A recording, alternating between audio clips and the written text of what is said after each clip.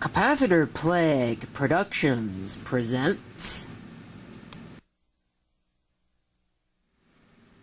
a video about a Compaq Evo D510. Well, that says D510S. You'll have to trust me that this is a D510. It's a D510 small form factor. And I recently got a question. Do I still have this machine, and what is it doing? Well, the answer to the first question is obviously yes. The answer to the second question is basically it's doing nothing. It's lounging around, awaiting its turn in the limelight. My plan for this is to ultimately turn it into some kind of a web server, mostly for hosting images and things like that. Of my own nature, it's not going to be open to the public or anything like that, but I've never actually got around to doing it, and I've since used up all my Ethernet cables on other projects, so this is going to have to wait a little bit longer, but it is going to be getting one upgrade. Somebody had mentioned that these things can support up to 2 gigabytes of installed memory. Assuming I could get the case off, which might take a little bit of doing. I thought I could do this with one hand. I guess not. Okay, right now this machine has a grand total of 512 megabytes of memory installed. Now you can't really see that all that well, can you? I don't know, this camera doesn't focus very well. So you just take my word that it's 512 megs. And I was told that this thing could take a maximum of 2 gigs. So what am I going to do? Well, I'm going to put 2 gigs in it. What else would I possibly do? And there we have it. A pair of 1 gigabyte memory modules installed in the machine. We'll get a better look at these. Come on, focus. There we go. Very dusty. I wonder if that is one of the memory modules that came with this system when I got it. Other things that I've done, I think I've actually got videos talking about all this stuff. I will link it in the video description. I know I have at least one video of this machine.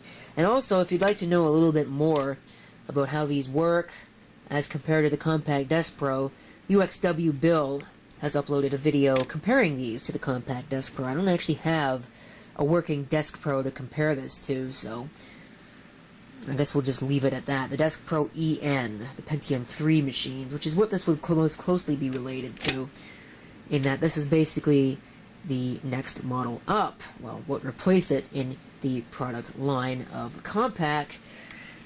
Interestingly, you can see we actually have all good capacitors in here. So this one is not doing too bad. I think I did see a domed one in here at one point, but maybe I'm mistaken because I certainly don't see it now. And I haven't replaced it. So, I don't know. Maybe I'll look a little bit harder for it. But I don't know if I really care, as long as the system works. Which it seems to. Should be good enough. When I got it, it had a...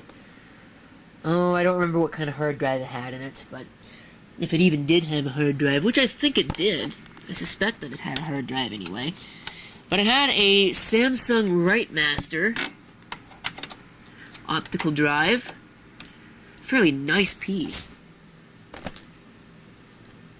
But I replaced that with a DVD-ROM because, well, this is going to be a server, so what's the point of a DVD burner in a server unless it's going to be a burner server? Or maybe a server that's burning. I don't really think a burning server is a good idea, though.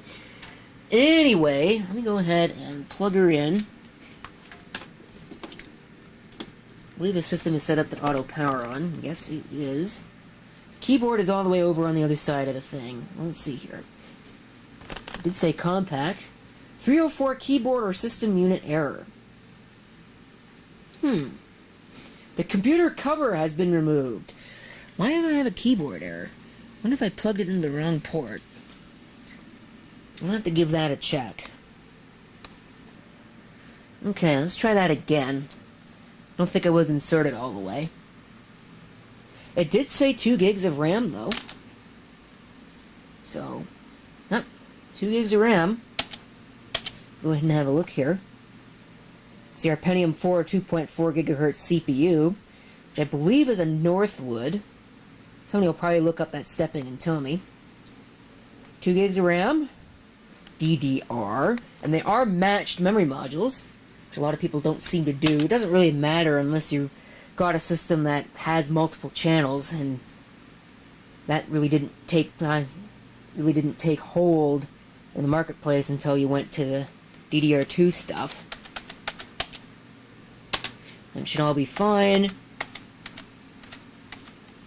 I wonder, does this actually have... No, it does not have that feature. That sucks. Cover removal, notify. Go ahead and save the changes and exit. Although I don't think I changed anything.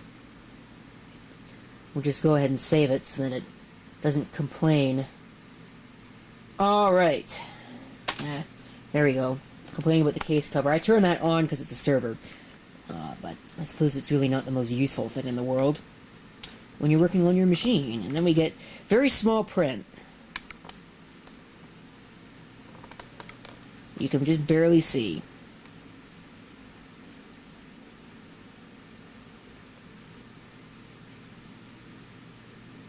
So, we'll let that start, and then we'll do one more thing. I'm going to check and see if there is a distribution upgrade for this, because I don't actually remember if there's been a new release of Ubuntu since I last powered this server on. I suspect maybe not. Actually, yeah, no, probably not. This is Ubuntu 18.04 LTS. And we'll go ahead and run it anyway. Yeah, rather unsurprisingly, it looks like there is no new Ubuntu release.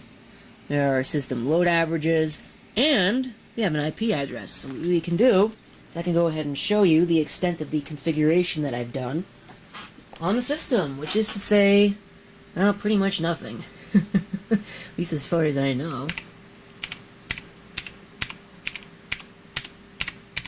You can actually navigate to it. 212, I believe, is the address it had. Yes. So, Apache is configured and working, as you can see there. But I have not done any further configuration. Also haven't really done any further testing. Unless, if you go over here, and go to our default, I'm just using the default location.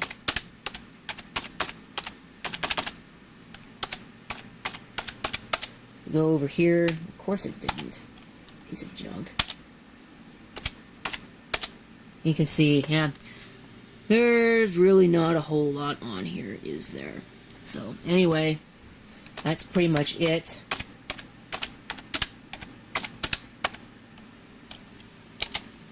So we will go ahead... see? It didn't work. I wonder why.